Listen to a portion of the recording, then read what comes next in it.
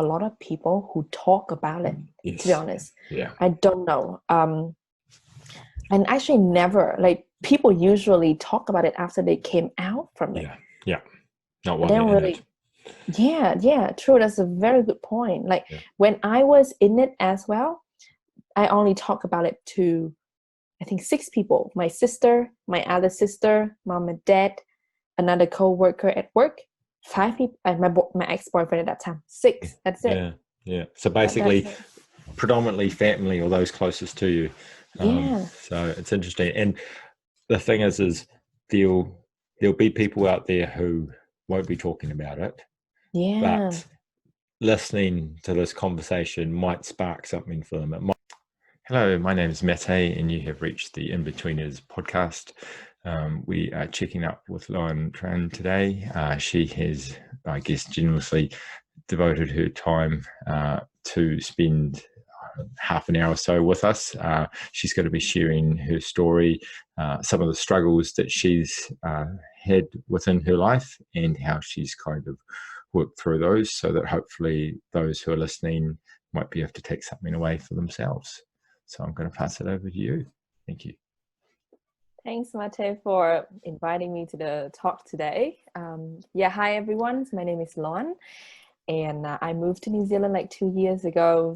And probably today, something I would want to share with everyone is about the journey, how I build my self-esteem and self-confidence after going through, the depressions, doing my first work in corporates and did not know how to deal with it properly.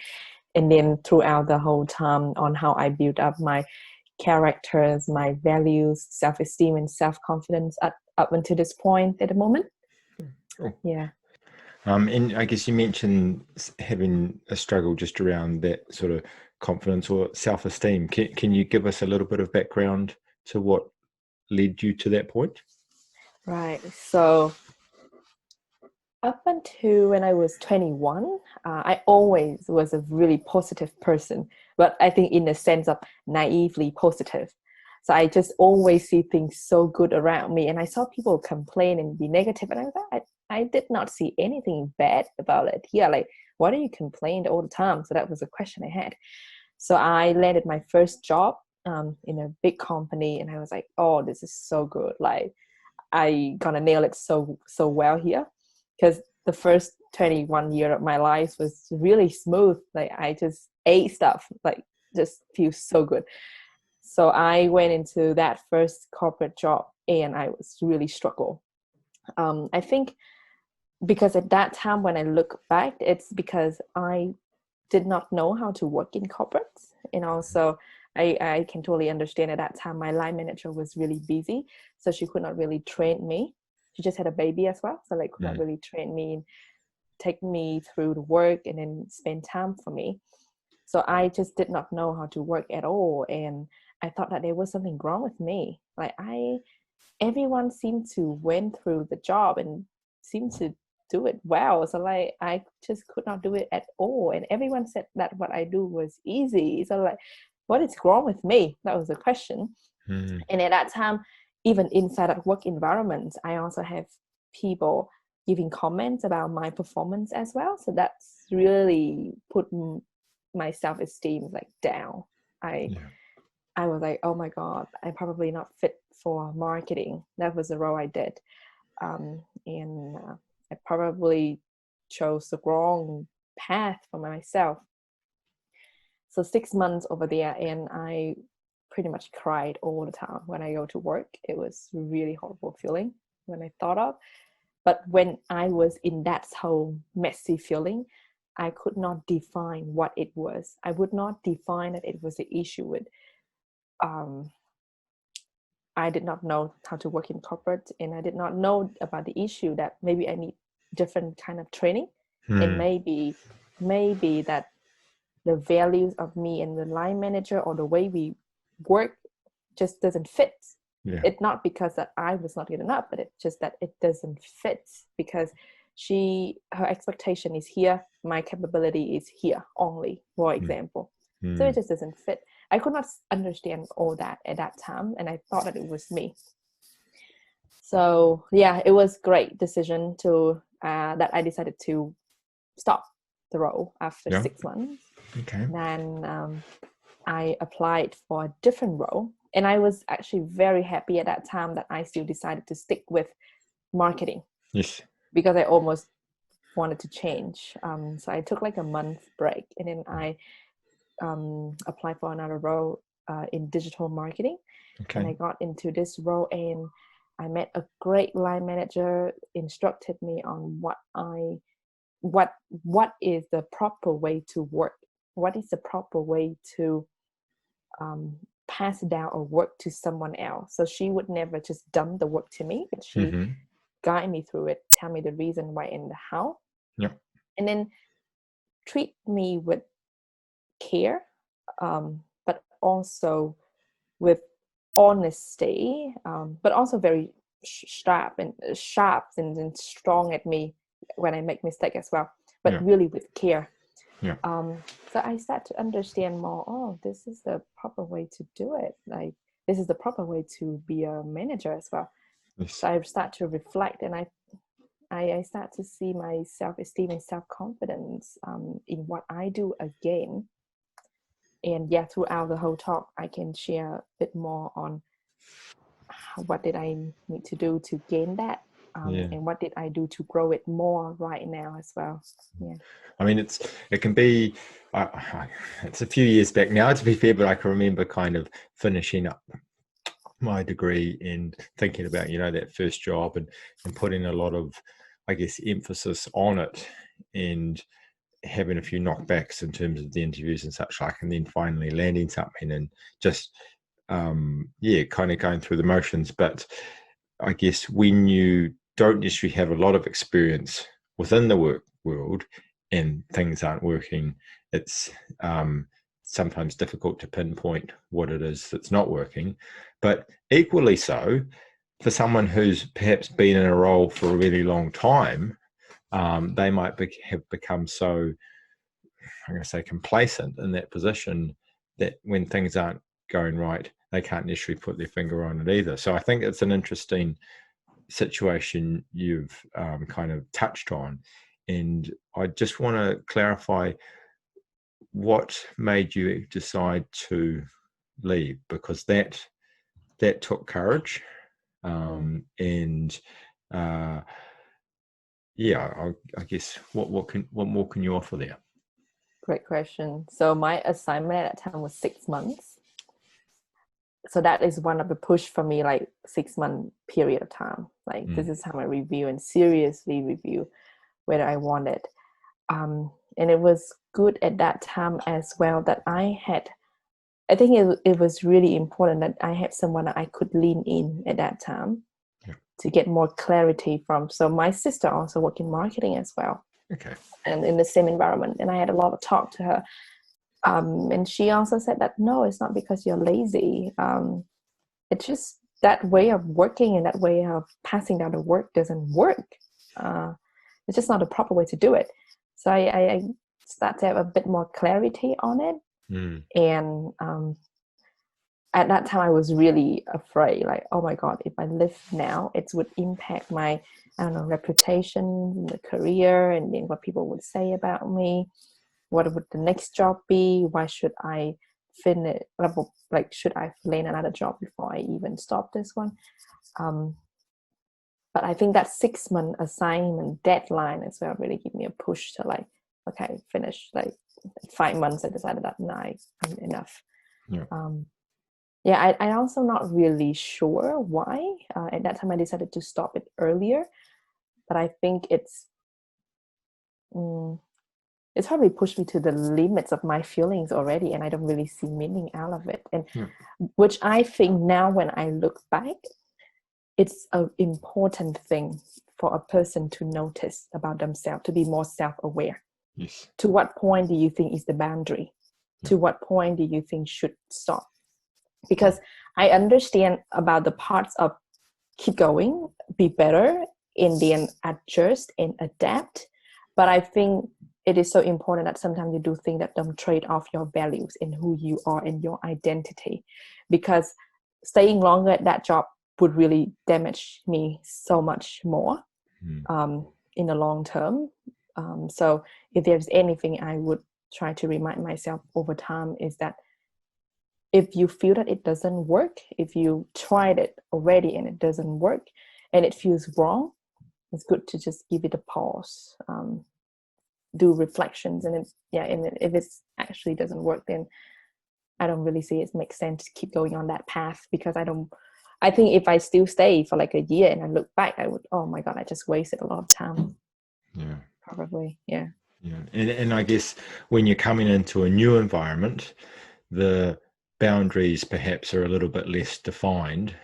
So you've kind of got to create a new normal per se before you can determine whether it fits as well, which I guess so there's going to be a little bit of time maybe settling into things, but sometimes you come into something and it just doesn't feel right, and you can't unless you put your finger on exactly what it is about that situation, but it feels off. And I like to think that that's perhaps your intuition or your guiding voice saying, hey, get out of this, it's not working. But look, whatever it is, I feel it's worth definitely listening to it.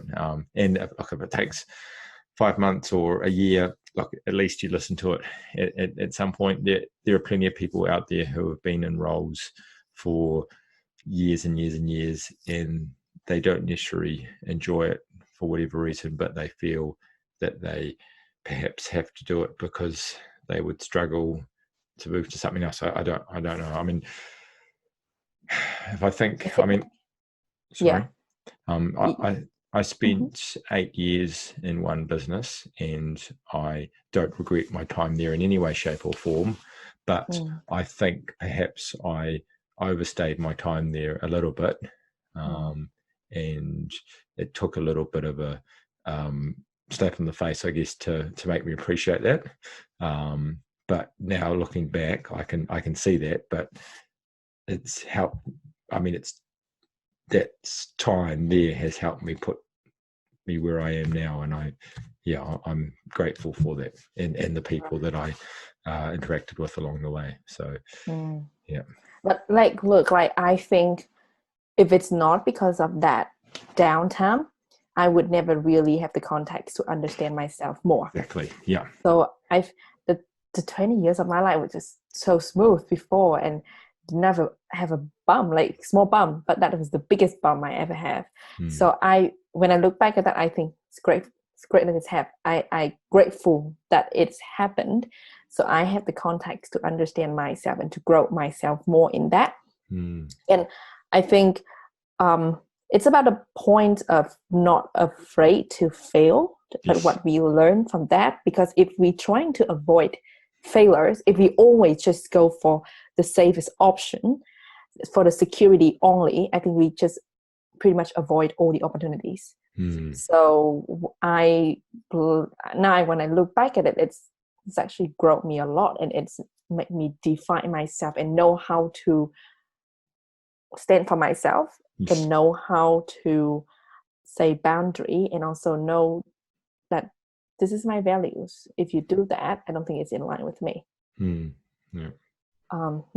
me a much stronger person. And back to your point about a lot of people now probably in a role that they might not like, and still have to do it. I think that's about the issue with no freedom of choice. When people don't really have a lot of choices to choose from, they feel like they're being stuck in there. I had that feelings when I was in that role as well. I tried to apply for a different role, but I just could not find any. So that was a limitation of choice that made me stay there longer as well. So that's when I really do something that can build me freedom of choice right now, so that in the future I can choose to do what I'm truly passionate about and what truly matters to me without restriction, just because of I have no choice. Yeah.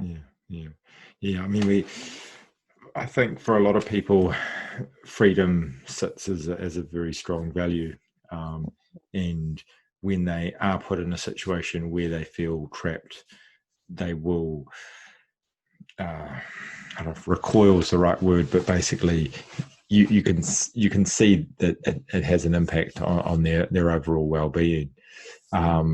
Was there anything that kind of sort of clicked or maybe just ignited things in terms of you being able to become unstuck, as it were? You mean back to that experience? Unstuck. I think at that time was quite good for me. I don't have any commitment. I don't have anything that held me back. Okay. So what to lose was the question. What do I have to lose? Yeah. But even now, I mean, there's things that I'm working on myself right now to also build up the freedom for myself as well, to not be stuck in the future. Yes. Because I'm only 25 and the whole life journey has been still have so much to go. Yes. So I don't want to have the feeling like, oh, I'm stuck, I'm tied up to something. Yeah. So sorry, was your questions about, was there a moment that triggered me to like, hey, do something different? Yeah, I guess, like, because I mean, you talked about the fact that you sort of were there for that 5-month period, and perhaps you could have responded sooner. I mean, like, that's hindsight. It is, but was there something that kind of instigated the, okay, yep, no? I mean, you talked about the fact that, it just got to kind of enough is enough, but was there, I guess, a particular event perhaps that kind of was the catalyst to going, okay, yep, cool, that 6-month deadline period was a kick. Actually, it's so good to have a 6-month deadline assignment. And after that, I would need to go through review to continue or not. And I was like, do I even want it? Do I even want to go and talk to these people that, hey, I want to still work with you? It's just so hard, and I was battling a lot, and at that time I just decided to stop. I really don't have a reason, clear path reason, but it's something feels so uncomfortable that I just can't do. It's just that feeling so uncomfortable. It's a different feeling with you go through challenges and you try to work hard for it. It's a different uncomfortable feeling.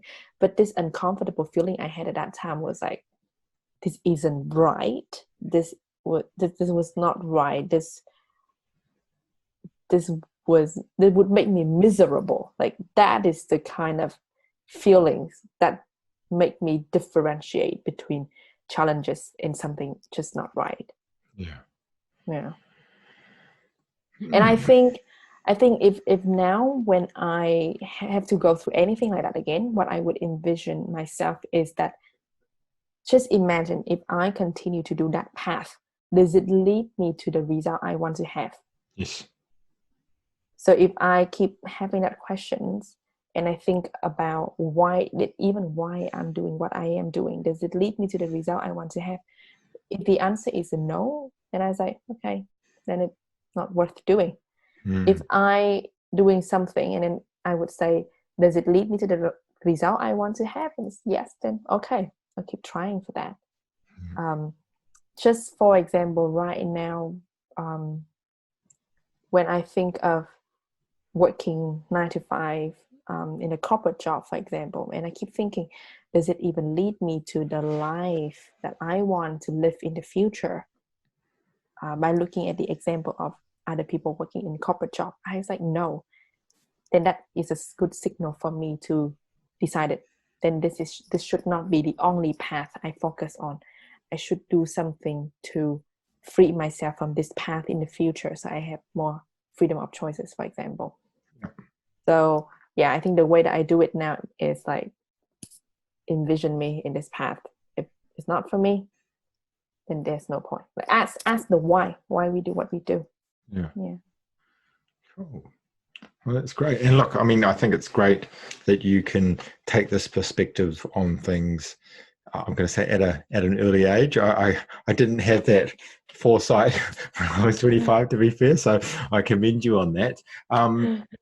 What? I mean, obviously you made the job change, and that's kind of given you that environment which more aligns with your values. But have there been other things that you've been able to get involved with that have helped you perhaps gain perspective and a little bit more focus in where it is you want to be in the future? Massive. I think the massive step for me was to build associations with the people that I want to become in my life. Yep. So I'm very fortunate that 6 months ago I got connected with some people that I truly admire them, and they have the life result that I want to have. And they're very young, they're only 33, 35. And I was like, oh my God, how do I get there? So I lean in these people, or I learned what kind of thing they talk to themselves, what kind of book they read, what kind of inputs that they put into their mind. I learned their mindset, and that built me massive self-esteem and self-confidence. And I know it's given me clarity. Yeah. Clarity on who do I want to become, clarity on my life purpose, on my values in life, and clarity on what I need to do. So looking back, I think it's not an event, it's not a thing that helped me build up my self-esteem, self-confidence, or know more about how to become the person I want to become, but it's the people that I know that changed my life. So it's I really resonate with the saying, we are the average of 5 people we spend most of our time with in terms of value, mindset, lifestyles, and net worth. I really resonate with that. Okay, cool. And in terms of, I guess, being able, I'm going to say, to build that tribe per se, how did you go about that? Did you just kind of have a look online and find people that kind of thought resonated with you and reached out to them, or how were you able to sort of connect with these people? Because I think it's great that you're able to do that, but I question if someone else wanted to replicate it, is it pretty straightforward? Yeah, so what I did was I had my sister who had a connection with them. Yep. And then I just asked to be connected. Okay. So yeah, I think to be honest, I really see there's opportunities out there to connect. And once you find the person you want to connect with, just reach out to them. Like, how can I connect with you? Just reach out. It changed my whole life. And for example, 2 weeks ago, I met a property coach as well.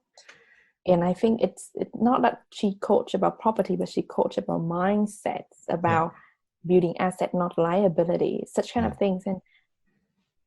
And I decided to be more connected to her. I decided to come to her course and then learn from her. So I think it just take it or leave it. Go reach out to them, ask them how you did it, and then learn from them. It's really opportunities like that every day, every second. We just need to be aware and reach out. I think what happened, like everything's happened in our life is caused by us. So take proactive movements and build it. I mean, for someone who's perhaps in it as such, sometimes it's harder to see those opportunities that are around them, and it's harder for them to reach out because perhaps they've been burned in the past and such like. So that, I mean, you talked about that fear of failure earlier on, and the interesting thing is if we don't try, then we've already failed in essence. So look, I can think of plenty of situations where I perhaps made the safe choice, but at the same time, those times where I've felt, say, darkest and then come out, or times where I've kind of pushed my comfort zone, have been the opportunities which have really allowed me to grow. And if you're not growing in some form, are you really living? I don't know. Yeah, like I think back to that, it's, I don't want to live a life that in the future I look back and I regret. I don't want to live a life of regrets. I would rather do it, try it, take action and see if it works. And back to what you said, it's about how to find and then maybe it's hard at that stage to reach out, for example. Then I think anyone listening to this talk today, if you need that help, you can totally reach out to me or to Mate on what can I do more, how do I reach out, how do I connect, how do I find opportunities. It's really just need a message, that's it. Yeah. And I think too, like, I mean, you talk about having that network of people and stuff. I think too often we feel like we have to struggle alone, and asking for help is some showing of weakness or such like. And it's, I mean, it takes a certain amount of courage to put yourself out there and be vulnerable. But in doing that, it opens up the opportunities. It allows others to kind of come on board and support you in whatever your journey you're kind of taking in that time, and it can potentially lighten the load of any struggle that you may be facing. But that doesn't make it necessarily easy to do either, especially, as I say, when you're in it and you're feeling that pressure. So, look, I do commend you again for being able to step back and take that courage. And I do hope that others can do that in some way, shape or form. But if it is difficult for them, that they have people that they can reach out to, or they can find people that they can reach out to, and together kind of get through these things. So I agree with you. Yeah, because I think trust, this is really important in this phase. So like, can I trust you that I can tell you about these very vulnerable stuff that I have? I don't even understand myself. Like, how do I even tell about this to other people? I was at that stage. I was like, everything is just like a mess in my head, and I did not even know where to start to tell these stories. So at that time, I pretty much just try to contract myself to that point about, I think it's also take trust, and courage. Yeah, that's really true. Whether I can share this very vulnerable part and stories of myself to others, because I heard a lot of people also like, I don't want to tell my story because when I tell my story, other people might judge me. I think that's fear of judgment. Certainly, I had that too. It's like, oh, this is my problem. I don't really need anyone to help me with that, and I don't want to be judged. I don't want to be exposed. I don't want people to know about my weakness. I want to show my best. That's it. And I don't even know these people. Why should I show myself to them? And then I realized that if you want to go slow, do it yourself. It's just about choice. If you want to do it slow, do it yourself. If you can, the point is, if we have someone that we can lean in and we can learn from them, we can speed up our learning 5 times, 10 times more, and you can use that time and energy to do much bigger thing in your life rather than trying to figure it out yourself. And I think everyone, if successful, like Bill Gates, Warren Buffett, or say All Blacks, like anyone playing games, they have a coach, a mentor to help them. So definitely these people go big, not go by themselves. Warren Buffett hang out a lot with Bill Gates, and they talk, they discuss a lot. So they learn from each other. So I don't really see the point of just trying to figure things out yourself or be depressed by yourself, and try to come out from that. Cool.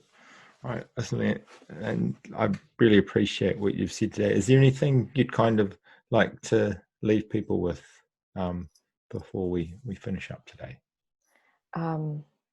I think if there's anything, I would say watch our input. So I see the flow like this. Inputs create thoughts, thoughts create action, action create habits, habits create result in our life. So it's all really start with the inputs, what we put into our head. who do we allow to speak life into ourselves? What kind of thoughts we allow to be access to our brain, or we accept that thoughts? What books do you read? What postcard do you read? You listen to? What news do you read? What kind of person do you listen to? Choose your input carefully, because it can build up your confidence. It can distract you. It can destroy you. So choose that input carefully, and then choose the input based on whether, if you listen to that input, does it create the result that you want to have in your life, and whether the person who gives you that input even have the result that you want in your life. So listen to them as well. So I think anything with my self-esteem, self-confidence, right now as well, come from the inputs that I have from people around me, my sister, my new line manager, the book I read, in the podcast I listen to as well. So choose the input carefully. Yeah. Awesome. Hey, listen, thank you again for your time today. And I do hope this resonates with a lot of people who are listening. Thank you. Thank you so much, Mate, for inviting me. And I hope I add values to people who listen to you to talk today. Cheers.